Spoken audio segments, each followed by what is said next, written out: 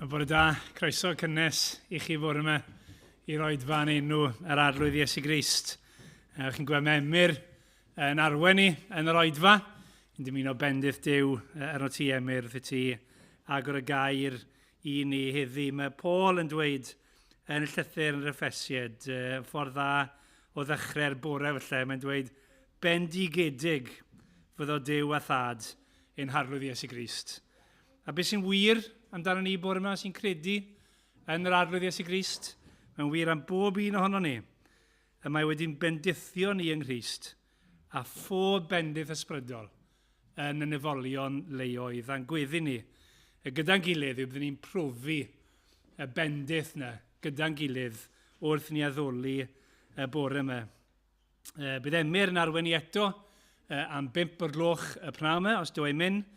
A cofiwch am Meirion hefyd, mae e'n pregethu yn Merthyr bore yma a heno. Ar ddiwedd yr oedfa, mae yna groeso i chi aros am baned fel arfer, ac yna mae'n ysgol sul i'r plant.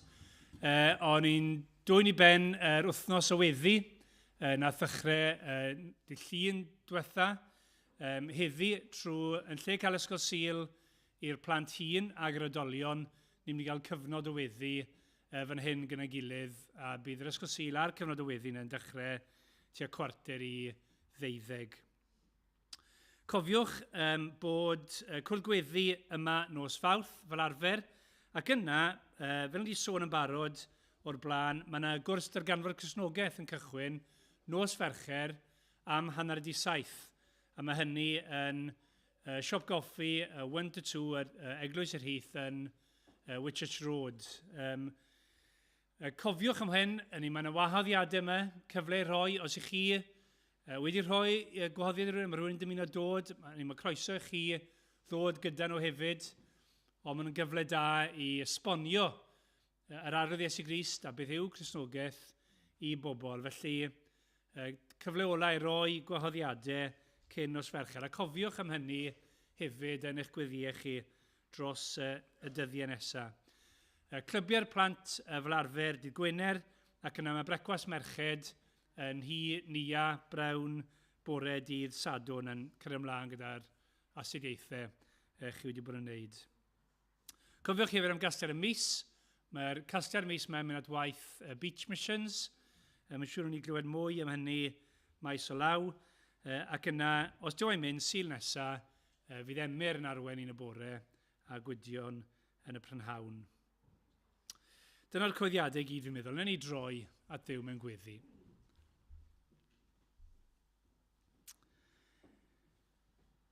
Bendigedig fyddod enw di, arglwydd Dduw a Thad ein harglwydd Iesu Grist. A ni am fendigo dy enw di heddi. Ni'n gwybod petai y greadigaeth yn gallu llefaru, a bydde fe'n gweiddi allan mewn addoliad i ti, y Duw byw.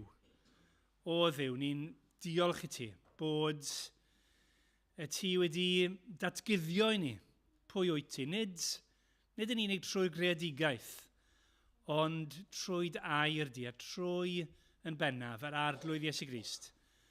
O Dduw, ni'n diolch i ti amdano fe.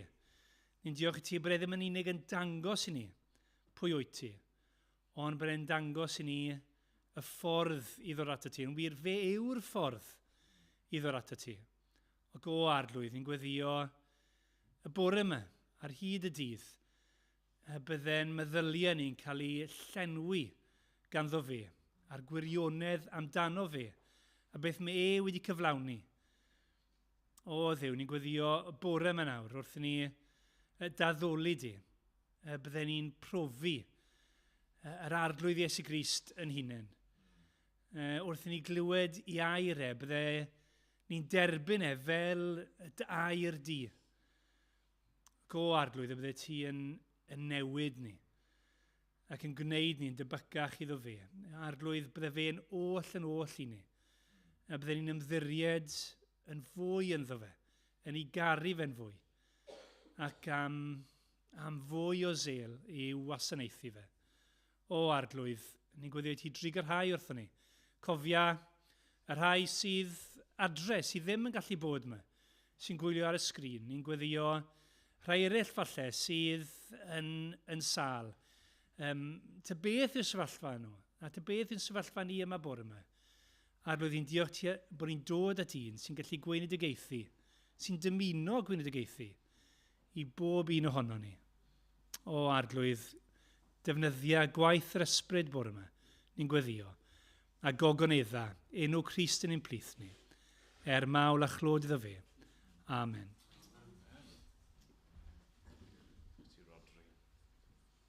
Ni ganu emyn efo'n gilydd, ni'n mynd i ganu rhif 347.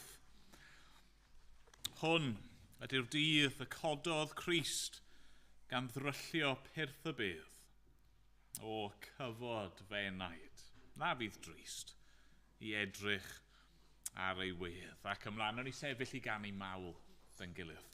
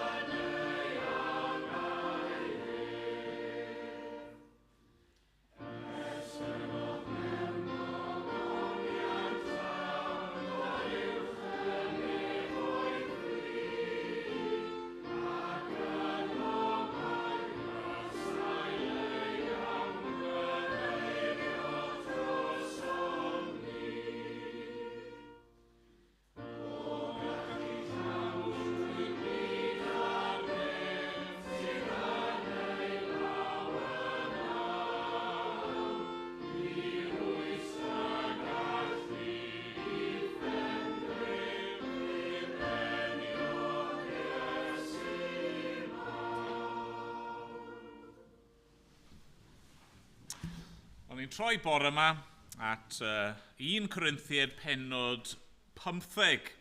Yn mynd nôl at y gyfres yma. Ni wedi bod spel nawr yn gweithio'n ffordd trwy'r llythyr yma. A wnaethon ni gael bach o seibiant dros y Nadolig.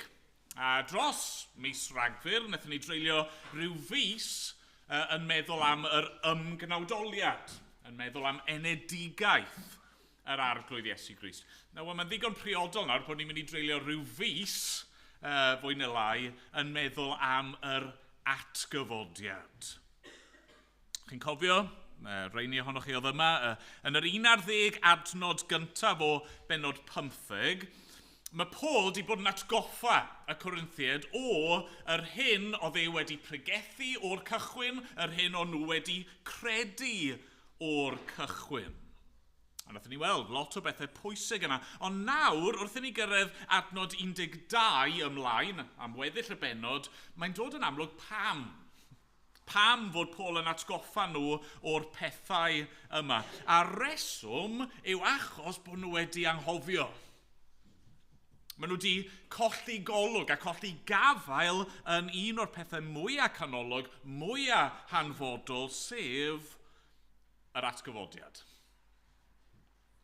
Dwi ddim yn hollol glir, ni ddim yn hollol siŵr beth o'n nhw yn credu. Y tebyg yw, mae rhywbeth fel hyn, bod rai yn yr eglwys yn meddwl, wel, nawr, ni wedi mewn ffordd atgyfodi'n barod gyda Iesu. Ac ni wedi dechrau ar y bywyd nefol yn barod yn y byd hwn. Falle bod rai ohonyn nhw'n meddwl, wel, hynny, mae'r corff yn wael. Mae'r corff yn beth drwg, a felly, ni ddim yn credu yn y ffaith bydd y corff yn atgyfodi. Mae Paul yn dweud na chi wedi colli golwg fan hyn. A mae'n mynd â nhw nôl i'r basics, nôl i'r hyn o'n nhw wedi dderbyn yn y cychwyn. A felly mae dyn ni gweddill y benod yma, chi siŵr o fod wedi clywed yn cael ei ddarllen mewn anglaf rhywbryd. Rai o'r geiriau mwyaf ryfeddol, mwyaf gwych a mawreddog. Paul yn gosod allan rai o'r gwirioneddau sylfaenol am yr atgyfodiad. A felly y bwriad sydd gen i dros yr wythnosau nesaf yma, ni'n mynd i ddarllen ar fore Sul gweddill y benod, so adnod 12 ymlaen i beth yw 58, so gweddill penod 15, a edrych ar y benod yma gyda pwyslais gwahanol bob tro. Okay? Yn gyffredinol byddwn ni yn gweithio'n ffordd trwy'r benod, ond byddai yn neidio o gwmpas ychydig bach hefyd. Bore yma, yr pwyslais yw hyn, pwysigrwydd yr atgyfodiad. Arwyddocad, pam fod yr atgyfodiad mor bwysig, mor hanfodol. Wel, gadewch i ni ddarllen te. 1 Corinthiaid, penod 15, dechrau'n adnod 12. Dyma air Duw. Yn awr, os pregethir Crist ei fod wedi ei gyfodi oddi wrth y meirw, sut y mae rai yn eich plith yn dweud nad oes atgyfodiad y meirw? Os nad oes atgyfodiad y meirw, nid yw Crist wedi ei gyfodi chwaith. Ac os nad yw Crist wedi ei gyfodi, gwagedd yw'r hyn a bregethir gennym ni, a gwagedd hefyd yw eich ffydd, chwi, a ninnau hefyd wedi ein cael yn dystion twyllodrus i Dduw. Am ein bod wedi tystiolaethu iddo gyfodi Crist, ac yn tai heb wneud hynny os yw'n wir nad yw'r meirw'n cael ei cyfodi. Oherwydd os nad yw'r meirw'n cael ei cyfodi, nid yw Crist wedi ei gyfodi chwaith. Ac os nad yw Crist wedi ei gyfodi, ofer yw eich ffydd, ac yn eich pechodau yr ydych o hyd. Mae'n dilyn hefyd fod y rhai a hunodd yng Nghrist wedi darfod amdanynt. Os ar gyfer y bywyd hwn yn unig yr ydym wedi gobeithio yng Nghrist, na ni yw'r bobl fwyaf triennus o bawb. Ond y gwir yw fod Crist wedi ei gyfodi oddi wrth y meirw, yn flaenffrwyth y rhai sydd wedi huno. Gan mai trwy ddyn y daeth marwolaeth, trwy ddyn hefyd y daeth atgyfodiad y meirw. Oherwydd fel y mae pawb yn marw yn adda, felly hefyd y gwneir pawb yn fyw yng Nghrist. Ond pob un yn ei brio drefn, Crist y blaenffrwyth, ac yna ar ei ddyfodiad ef y rhai sy'n eiddo Crist. Yna daw'r diwedd, pan bydd Crist yn traddodi'r deyrnas i Dduw'r Tad. Ar ôl iddo ddileu pob tywysogaeth a phob awdurdod a gallu. Oherwydd mae'n rhaid iddo ef ddal i deyrnasu, nes iddo osod ei holl elynion dan ei draed. Y gelyn olaf a ddileir yw angau. Oherwydd yng ngeiriau'r ysgrythur, darostyngodd bob peth dan ei draed ef. Ond pan yw'n dweud bod pob peth wedi ei ddarostwng, mae'n amlwg nad yw hyn yn cynnwys Duw, yr un sydd wedi darostwng pob peth iddo ef. Ond pan fydd pob peth wedi ei ddarostwng i'r mab, yna fe ddarostyngu'r y mab yntai i'r hwn a ddarostyngodd bob peth iddo ef. Ac felly Duw fydd oll yn ôl. Os nad oes atgyfodiad, beth am na'r rhai hynny a fydyddir dros y meirw? Os nad yw'r meirw'n cael ei cyfodi o gwbl, i ba pwrpas y bydyddir hwy drostynt? Ac i ba ddiben rydym ninnau hefyd mewn perygl bob awr?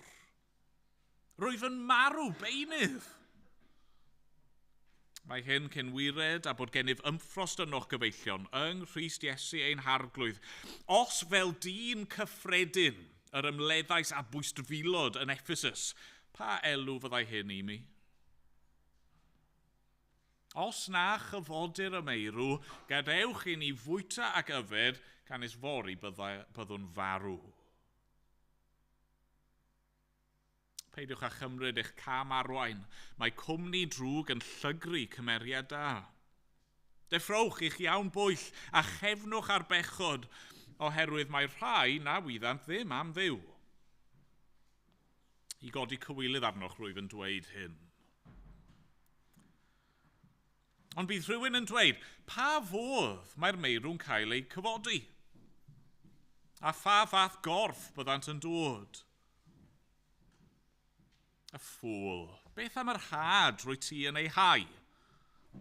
Ni roddi'r bywyd iddo heb iddo farw yn gyntaf. Ar hyn rwy ti'n ei hau, nid y corff a fydd ydyw, ond gronyn noeth, o wenydd efallai neu o ryw rawn arall. Ond Duw yn ôl ei ewyllus ei hun sydd yn rhoi corff iddo, i bob un o'r hadau ei gorff ei hun. Oherwydd nid yr un cnawd yw pob cnawd. Ond un peth yw cnawd dynion, peth arall yw cnawd anifeiliaid, peth arall yw cnawd adar, a peth arall yw cnawd pysgod. Mae hefyd gyrff nefol a chyrff daearol. Ond un peth yw gogoniant yr rhai nefol, a pheth gwahanol yw gogoniant yr rhai daearol. Un peth yw gogoniant yr haul, peth arall yw gogoniant y lloer, a peth arall yw gogoniant y ser. Yn wir, mae rhagor rhwng seren a seren mewn gogoniant. Felly hefyd y bydd gyda golwg ar atgyfodiad y meirw. Heir mewn llygredigaeth. Cyfodir mewn anllygredigaeth. Heir mewn gwaradwydd, cyfodir mewn gogoniant. Heir mewn gwendid, cyfodir mewn nerth. Yn gorff aniannol yr heir ef, yn gorff ysbrydol y cyfodir ef. Os oes corff aniannol, mae hefyd gorff ysbrydol. Felly'n wir, mae'n ysgrifenedig, daeth y dyn cyntaf adda yn fod byw. Ond daeth yr adda diwethaf yn ysbryd sydd yn rhoi bywyd. Eithir wneud yr ysbrydol sy'n dod gyntaf, ond yr aniannol, ac yna yr ysbrydol. Y dyn cyntaf o'r ddaear y mae, a llwch ydyw, ond yr ail ddyn o'r nef y mae. Mae'r rhai sydd o'r llwch yn debyg i'r dyn o'r llwch, ac mae'r rhai sydd o'r nef yn debyg i'r dyn o'r nef. Ac fel y bydd delw'r dyn o'r llwch arnom, felly hefyd y bydd delw'r dyn o'r nef arnom. Hyn yr wyf yn ei olygu gyfeillion, ni all cig a gwaed etifeddu teyrnas dduw, ac ni all llygredigaeth etifeddu anllygredigaeth. Clywch, rwyf yn mynegu dirgelwch i chwi. Nid ydym i gyd i huno, ond yr ydym i gyd i gael ein newid, mewn eiliad, ar drawiad amrant, ar ganiad yr utgorn diwethaf. Oherwydd bydd yr utgorn yn seinio, y meirw yn cael ei cyfodi yn anllygredig a ninnau'n cael ei newid. Oherwydd rhaid i'r llygradwy hwn wisgo anllygredigaeth ac i'r marwol hwn wisgo anfarwoldeb. A phan fydd y llygradwy hwn wedi gwisgo anllygredigaeth, a'r marwol hwn wedi gwisgo anfarwoldeb, yna bydd y geiriau hyn sydd yn ysgrifenedig yn dod yn wir. Llyncwyd angau mewn buddugoliaeth. O angau, ble mae dy fuddugoliaeth? O angau, ble mae dy golyn?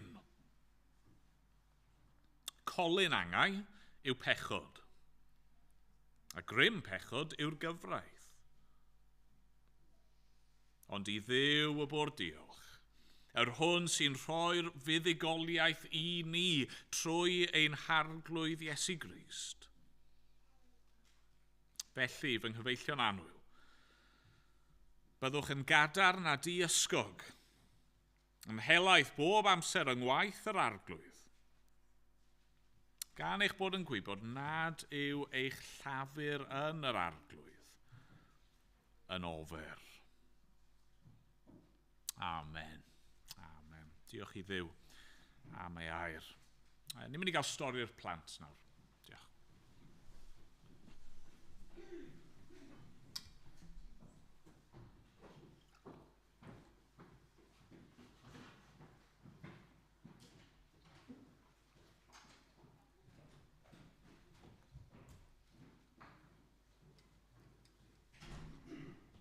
Jyst aros munud. Beca eila. Da iawn, ferched. Reit, fi'n mynd i sôn wrthoch chi heddi am rhywbeth chi yn gwybod siwr o fod. Nawr, ni wedi dathlu y Nadolig. Beth yn ni'n cofio dros Nadolig? Beth o'n ni'n cofio Nadolig? Beth o'n ni'n dathlu Nadolig? Da iawn, ie. Ni'n cofio am Iesu Grist yn dod o'r nefoedd a cael ei eni fel babi bach. Yn Dduw, dod fel babi bach fel dyn. Wedyn, ni'n mynd i jympo lot heddiw. Nath Iesu Grist byw bywyd. Oedd e'n oedran Moli. Wedyn, oedd e oedran Elsi. Wedyn, fi'n cofio trefn i gyd. Fydd o'r oedran chi gyd. Wedyn, dyfodd e lan i fod yn ddyn. A beth ddigwyddodd i Iesu Grist diwedd ei fywyd e? Beth ni'n cofio ddigwyddodd i Iesu Grist? Peth mawr ddigwyddodd i Iesu Grist? Da iawn, ie. Gafodd ei groesoelio mewn ffordd horrible, cael ei ladd mewn ffordd horrible. A chi'n gwybod, wrth i Iesu Grist gael ei groesoelio, dyma'r milwyr yn neud yn siŵr, mae eisiau neud yn siŵr bod e'n marw. Ac oedd e'n amlwg wedi marw, ond jyst rhag ofn, dyma un o'r milwyr yn cael gwaeoffon, fel cleddyf hir a dagger yn y ffrant, a dyma fe'n gwthio'r gwaeoffon mewn i ochr Iesu Grist fel hyn. Mewn fyna, a wedyn tynnu allan, a dyma gwaed yn llifo, a dŵr yn llifo. Hynny, o dim cwestiwn, oedd Iesu Grist wedi marw. Sut oedd ffrindiau Iesu Grist yn teimlo wedyn? O'n nhw'n drist, o'n nhw'n sioc, achos hwn oedd Iesu Grist. Fe oedd yn mynd i achub ni. A nawr mae wedi marw, a dyma nhw'n rhedeg i ffwrdd, dyma nhw'n cuddio, dyma nhw'n cau y drws o beth sy'n mynd i ddigwydd nawr. Wedyn bore dydd Sul, nath cwpl o wragedd oedd yn caru Iesu Grist, dyma nhw'n mynd i weld lle oedd e wedi cael ei gladdu mewn, a chi'n cofio lle oedd e wedi cael ei gladdu mewn ogof, mewn bedd, mewn ogof, a carreg mawr o flaen yr ogof. A maen nhw'n mynd yn gynnar bore dydd Sul i tseco fod popeth yn iawn. Mae'r garreg wedi symud. O, na! Mae rhywun wedi dwy'n corff Iesu Grist. A maen nhw'n mynd yn nes, a mae angel. Wrth y beth, mae'r angel yn gweud, pidwch poeni, pidwch ofni. Mae Iesu Grist wedi atgyfodi. Beth yw ystyr atgyfodi? Ie, da iawn. Mae wedi dod nôl yn fyw. A mae'r gwragedd, mae hwnna'n amhosibl. Chi'n gallu meddwl, beth sy'n, dwi'n hwnna'n ei sens. A wedyn, maen nhw'n gweld Iesu Grist. A maen nhw'n rhedeg at y disgyblion, maen nhw'n gweud, newch chi ddim credu hwn, mae Iesu Grist yn fyw eto. A maen nhw'n gweud, na, nathon ni weld yn marw. Ond mae wedi atgyfodi, mae wedi dod nôl yn fyw. A mae rhai o'r disgyblion yn gweud, no way. Mae hwnna'n amhosibl. Mae rhai o'n nhw, mae Ioan a Pedr yn rhedeg i'r bedd i weld, mae yn wag. A wedyn nes ymlaen, maen nhw yn y stafell gyda'i gilydd, a mae Iesu Grist yn dod mewn. Sydych chi'n teimlo, sydych chi'n meddwl oedd y disgyblion yn teimlo? Bach yn ofni, ysbryd yw hwn. Mae Iesu Grist yn gweud, na, sydych chi'n teimlo, corff i, nes ymlaen, mae'n bita gyda nhw. Oedd Iesu Grist wedi dod nôl yn fyw, wedi atgyfodi. Nawr mae hwnna'n amhosibl. Ond fe nath Iesu Grist hynny. A chi'n gwybod beth sy'n rhyfedd ac yn anhygoel? Ydw i'n fyw bore yma? Rhyw ddwrnod byddai'n marw. Ond chi'n gwybod, mae'r Cristion yn gwybod rhyw ddydd, pan byddai'n marw, bydd tu fewn i fi enaid fi yn mynd i'r nefoedd, dim ond achos bod Iesu Grist, be mae Iesu Grist wedi wneud. Ond wedyn, pan bydd Iesu Grist yn dod nôl rhyw ddwrnod, bydda i yn cael corff newydd. Bydda i, fi, a bob person arall yn atgyfodi. Mae'n anodd credu hwn, mae'n impossible. Ond mae'n mynd i ddigwydd. A bydd Iesu Grist yn dweud, rheina sydd wedi credu yno fi, dewch fan hyn. Fi wedi atgyfodi, chi hefyd nawr yn mynd i atgyfodi, a dewch i'r nefoedd. A bydda i efo corff newydd. Sut yn union bydd y corff? Ni ddim yn gwybod. Ond byddwch chi'n gwybod na fi yw e. Nid robots byddwn ni, gwydion bydda i.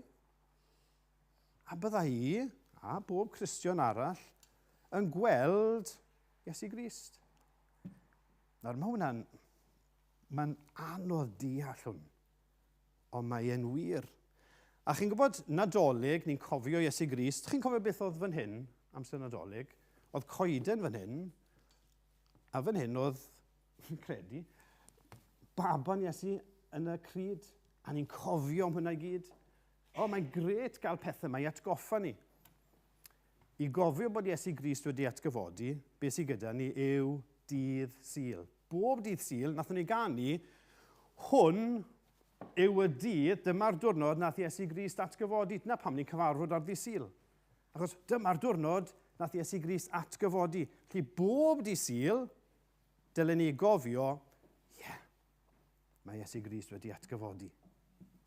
Byddai'n gofyn i chi yn ystod y flwyddyn yma, byddai'n gofyn i chi bob yn y hyn, hei, beth ni'n cofio ar ddydd Sul?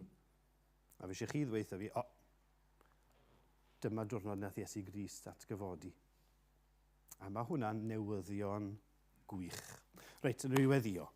O Dduw, ni yn diolch i ti am Iesu Grist. Diolch bod Iesu Grist, wedi marw mwyn ein pechodau ni, dros ein pechodau ni.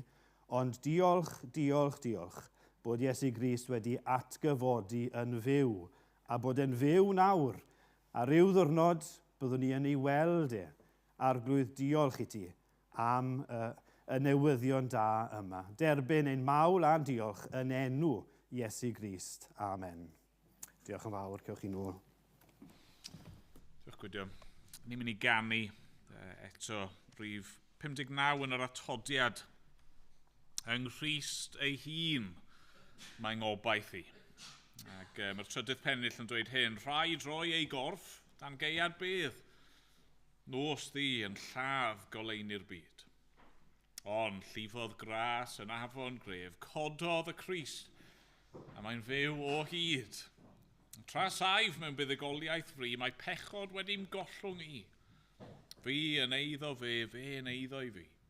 Rhynedigaeth gwaed fy Nghrist. Nawn ni sefyll i ganu, dyn gilydd.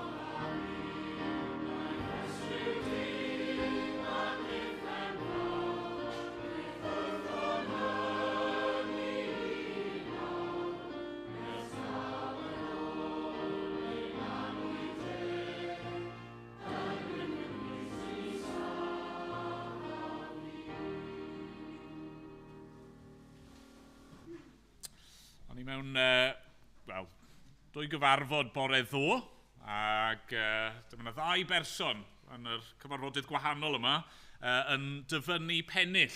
Ddim yn gweld y pethau yma fel cyd-ddigwyddiadau, ond i'n meddwl byddwn ni'n rannu y geiriau yna gyda chi cyn bod ni'n gweddio. Y geiriau oedd hyn, cyfrif y bendithion, bob yn un ac un, synnu wneu at gymaint a wnaeth Duw i ddyn. Counting your blessings one by one. Cyfrif y bendithion, un ac un, synnu wneu at gymaint a wnaeth Duw i ddyn. Mae Duw yn dda i ni. Nhw'n ni weddio, nhw'n ni geisio bed yn gilydd. Arglwydd wrth i ni ddod ger dy bron di bore yma, ni yn cyfru ein bendithion ni.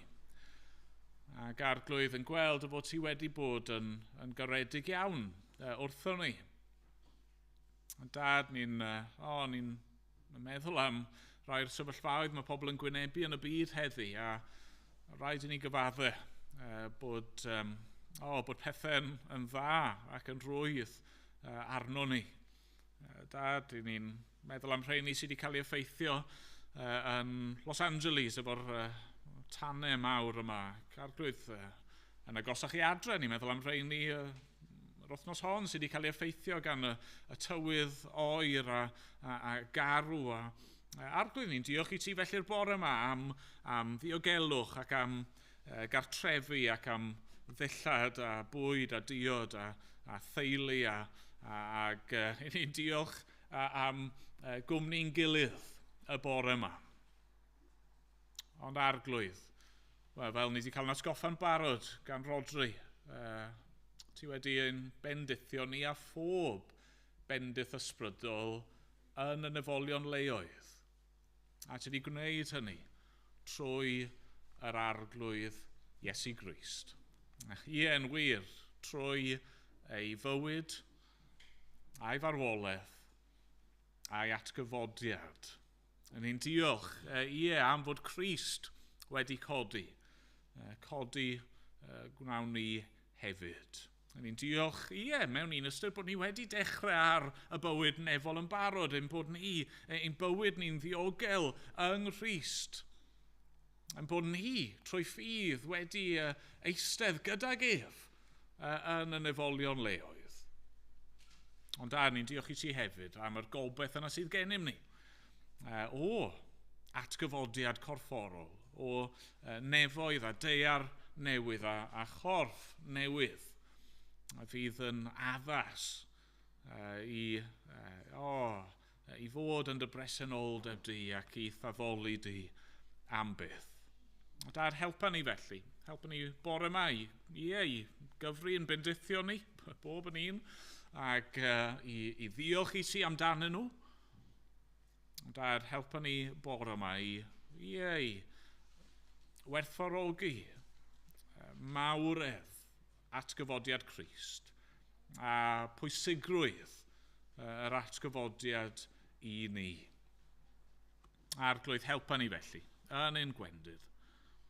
Deren agos ato ni, bob un. Am bod ni'n gofyn yn enw y Crist atgyfodedig. Amen. Amen. Ganwn ni eto o Grymawd 2, rhif 40.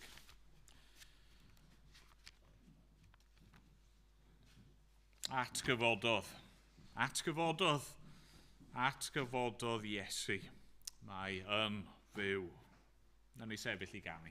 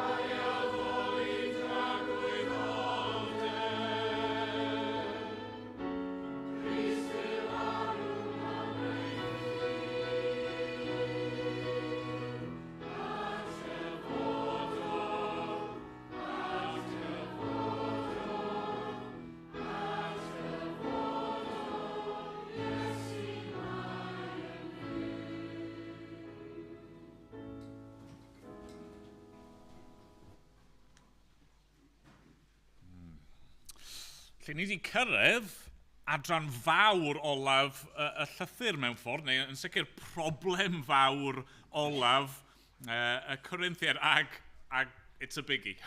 Mae'n un mawr.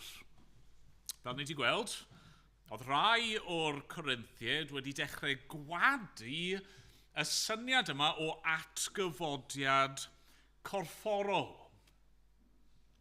A falle bod rai ohonoch chi'n darllen hyn, clywed hyn, a chi'n meddwl, sut gallen nhw wneud hynny? Mae'n anodd i gredu mewn ffordd. Ac eto, dylsyn ni ddim syni. Os chi'n darllen trwy hanes yr eglwys, ni'n gweld dro ar ôl tro.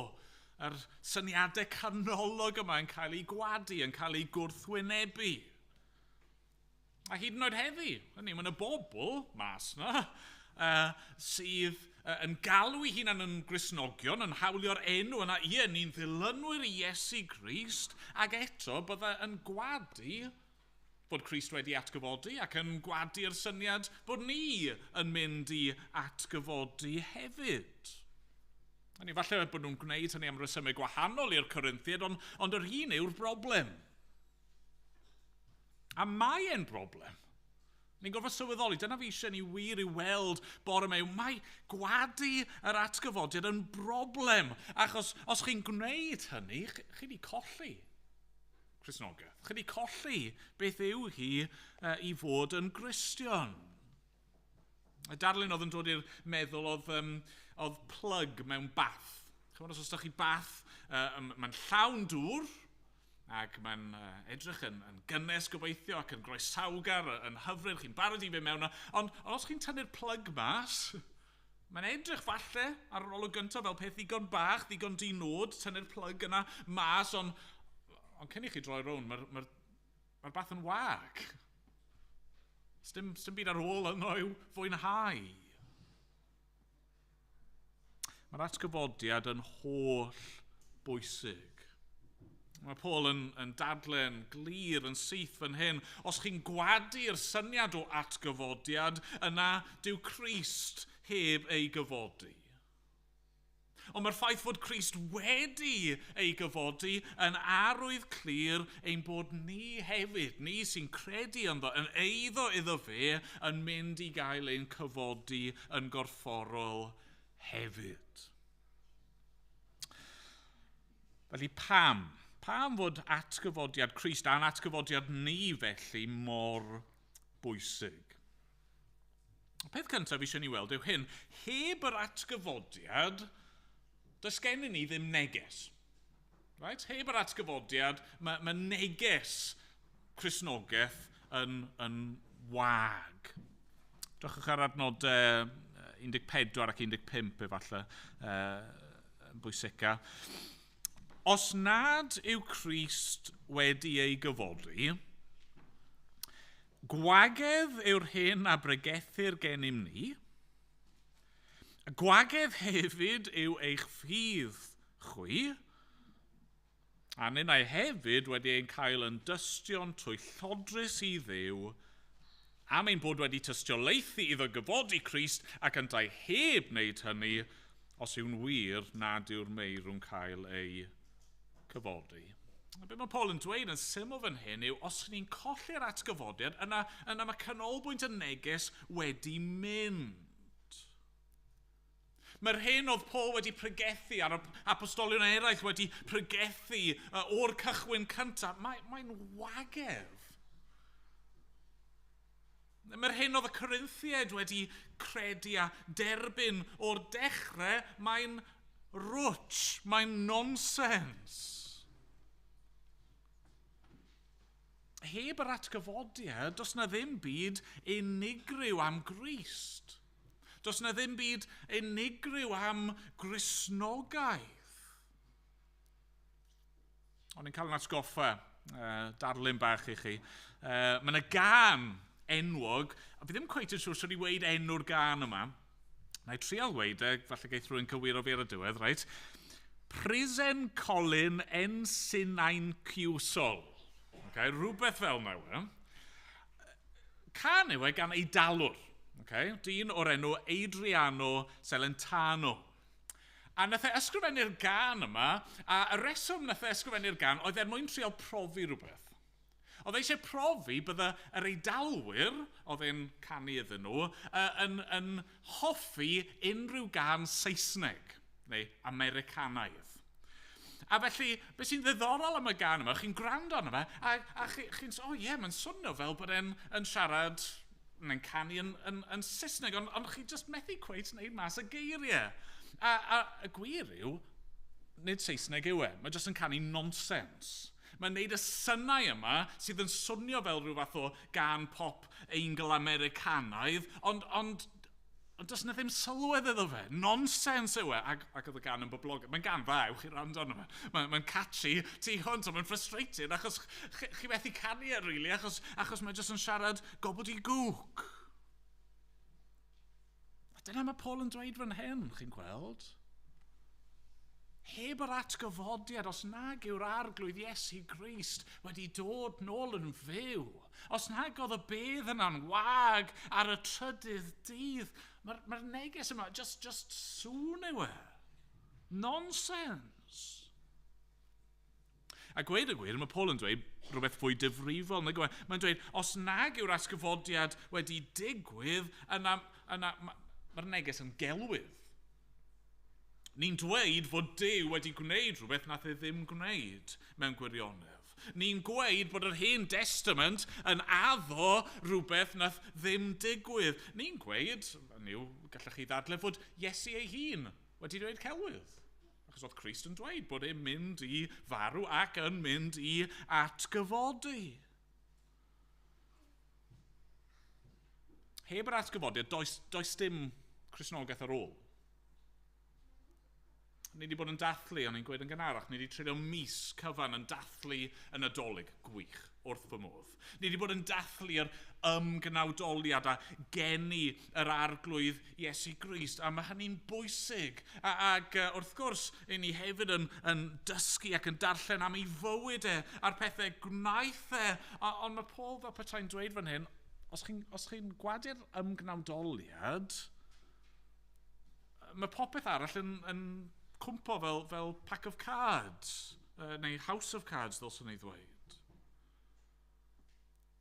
Heb yr atgyfodiad, ysdim reswm dyn ni i ddilyn Iesu Grist. Ysdim reswm dyn ni rand ar unrhyw beth wedodd e. Ysdim reswm dyn ni ddathlu ei eni a'i fywyd. Heb yr atgyfodiad, does na ddim pwynt i fi fod lan fan hyn bore yma. Heb yr atgyfodiad, does na ddim pwynt i chi fod lawr fyna bore yma. Heb yr atgyfodiad, does na ddim byd gyda ni i'w ddathlu, does na ddim newyddion gyda ni i'w rhannu. Gwagedd yw'r cwbl. Na mae hynny'n mynd i ddod yn fwy amlwg wrth i ni symud ymlaen i'n pwynt nesaf ni. Pam bod ddim cael neges yn gymaint o broblem? Wel, yr ail beth yw hyn. Heb yr atgyfodiad, does gennym ni ddim gobaith. Mae'r pwynt yn os ni wedi colli'r neges, i ni wedi colli ein gobaith ni. Drychwch ar adnod 17. Os nad yw Crist wedi ei gyfodi, ofer yw eich ffydd, chi wedi credu neges gwag, a pan bod hynny'n broblem, wel, yn eich pechodau yr ydych o hyd.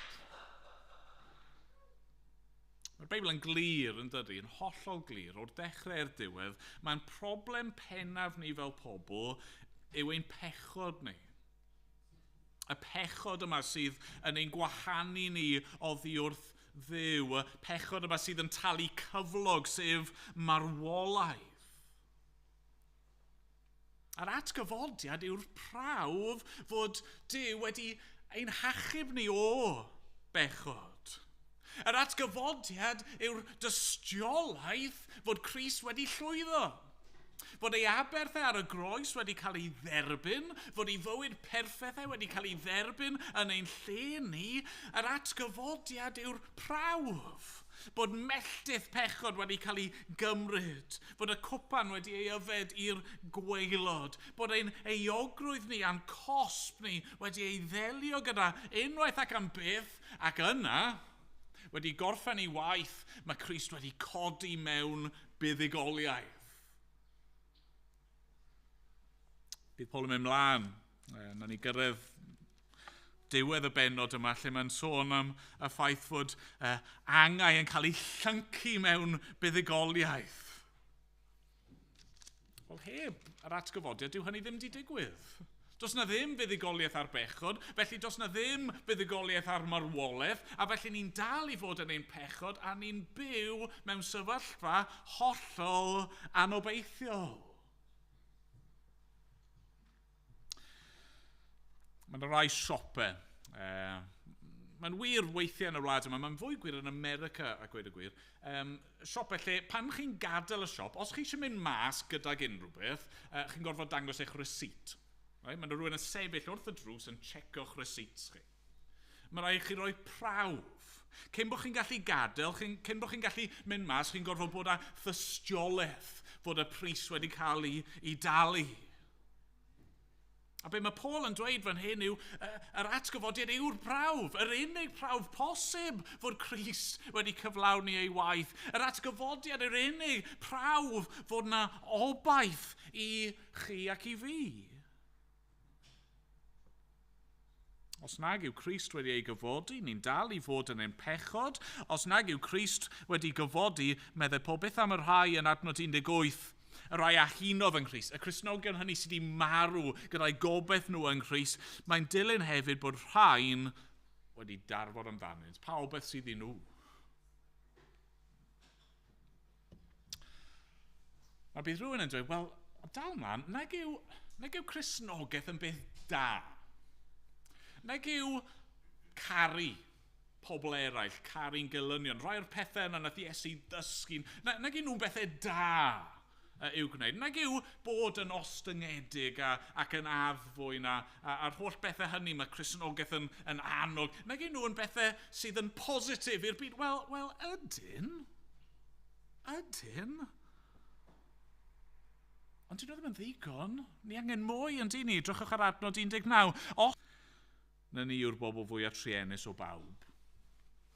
Hynny yw, mae'n rhywbeth braf am byw fel Cristion.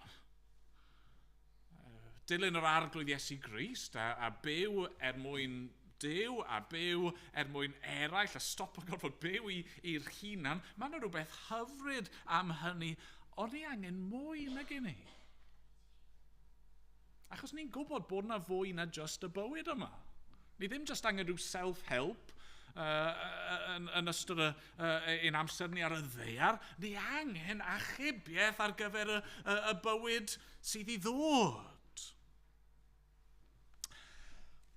Y gwir yw, oedd y Corinthiaid yn gwybod hynny. Mae'n adnod ddigon rhyfedd yn does, adnod 29. Ni ddim yn ei dreulio lot o amser arno fe, achos lot o anghytuno am be mae'n golygu mewn gwirionedd. Mae Paul yn dweud yn adnod 29, os nad oes atgyfodiad, beth am na'r rhai hynny a fedyddir dros y meirw? Os nad yw'r meirw'n cael ei cyfodi o gwbl, i ba pwrpas bydyddir hwy drostyn. Os neb cweit yn deall beth oedd yn mynd mlaen fan hyn. Okay? Ni jyst ddim yn gwybod. Y tebyg yw, mae rhywbeth fel hyn, fod y Corinthiaid wedi dechrau'r arfer yma, lle os oedd Cristion yn marw cyn cael ei bedyddio, byddwn y Cristion arall wedyn yn cael ei bedyddio ar ei rhan nhw fath o beth. Ydy hwnna'n neud sens? So, mae rhywun wedi dod i gredu, maen nhw'n marw cyn cael ei bedyddio, a felly mae'r Cristion yma sydd dal yn fyw yn rhyw fath o substitute, na i gael fy medyddio ar rhan y person arall yma. Fel bod nhw, fel petai, yn marw wedi cael ei bedyddio. Nawr, y pwynt yw, beth bynnag oedd yn digwydd, mae Paul yn dweud, chi'n dweud un peth, ond chi'n byw mewn ffordd arall. Chi'n dweud bod chi ddim yn credu yn yr atgyfodiad, ond chi'n byw fan hyn fel petai chi yn. A mae yna lot o bobl fel yna yn does. Mae yna lot o bobl sy'n dweud, fi ddim yn credu mewn atgyfodiad, fi ddim yn credu mewn bywyd ar ôl marwolaeth, fi ddim hyd yn oed yn credu yn Nuw. Ond wedyn maen nhw'n dweud rhywbeth a chi'n meddwl, wel, ti ddim yn ymddwyn fan hyn yn gyson.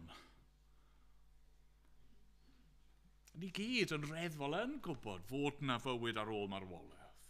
Ni gyd yn gwybod fod na rhywbeth yn disgwyl amdano ni tu hwnt i'r bedd. Mae Duw wedi gosod tragwyddoldeb yn ein calonau ni.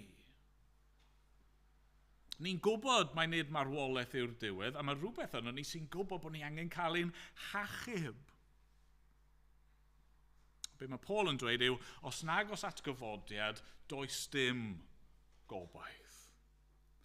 Os nag os atgyfodiad yna dyw Iesu ddim yn waredwr, a chi ddim wedi cael eich achub, chi ar goll yn eich pechod. Nawr mae hyn yn dod â ni at ein pwynt ola ni. Os ni wedi colli'r neges a ni wedi colli'r gobaith, wel mae'n dilyn, heb yr atgyfodiad, does na ddim pwrpas i fywyd. Heb yr atgyfodiad, does gennym ni ddim pwrpas. Mae Paul fan hyn yn dilyn logic yr Corinthiaid i'r pen yn dydy. Os nag os atgyfodiad, yna mae Cristnogaeth jyst yn rhywbeth ar gyfer y bywyd yma, ond os felly beth yw'r pwynt? Dwchwch ar adnodau 30 i 32.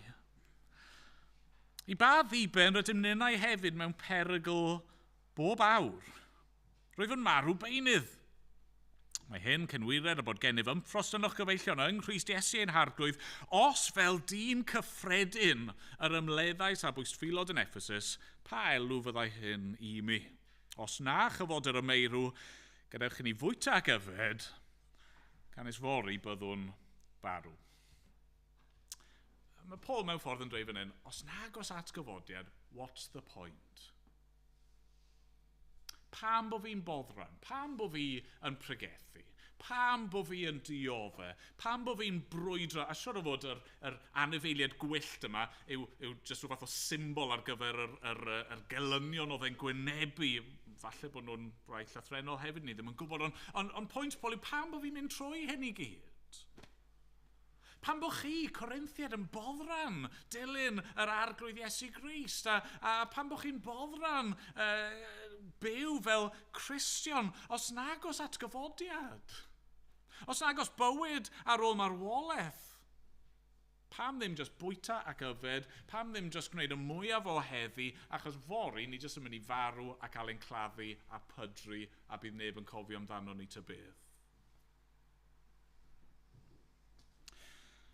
Os mae'r cwbl ydyn ni fel pobl yw, be mae rai pobl yn galw'n gene machines, yn throwaway survival machines, just yn trial pasio'n gennym ni ymlaen i'r genhedlaeth nesaf. Os i ni yn byw ac yn marw ac yn llithro i'r llonyddwch mawr yn ôl, beth yw'r pwynt? Waith i ni just roi lan. Ond be mae Paul yn dweud yw na. Na. Mae Iesu wedi dod nôl yn fyw mwyn dangos tu hwnt i amheuaeth, fod yna fywyd tu hwnt i'r bedd, fod yna ffordd i ni gael atgyfodiad i fywyd tragwyddol, a hynny trwy ffydd ynddo fe. Falle bod ni'n cyrraedd y diwedd bore yma, a chi'n teimlo mae hwn wedi bod yn hynod depressing. A mae e.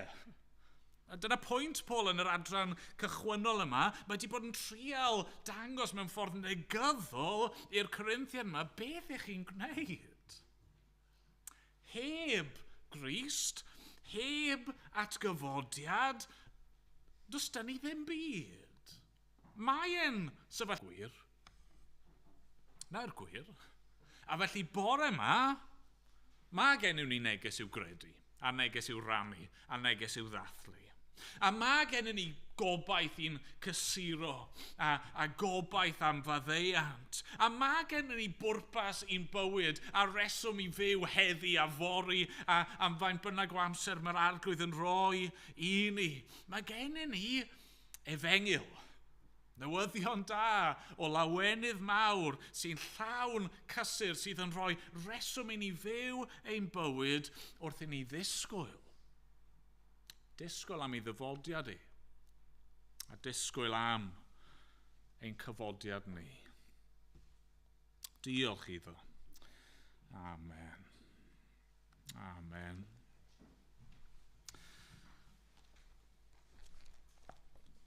Ganwn ni, wrth i ni orffen bore yma, rhif 384 yn y llyfr yma.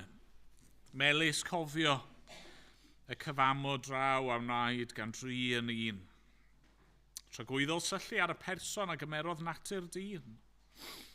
Wrth gyflawn i'r amodau trist i'r angau enau'r oedd, dyma gan y 70,000 tu draw i'r llen a llawen floedd.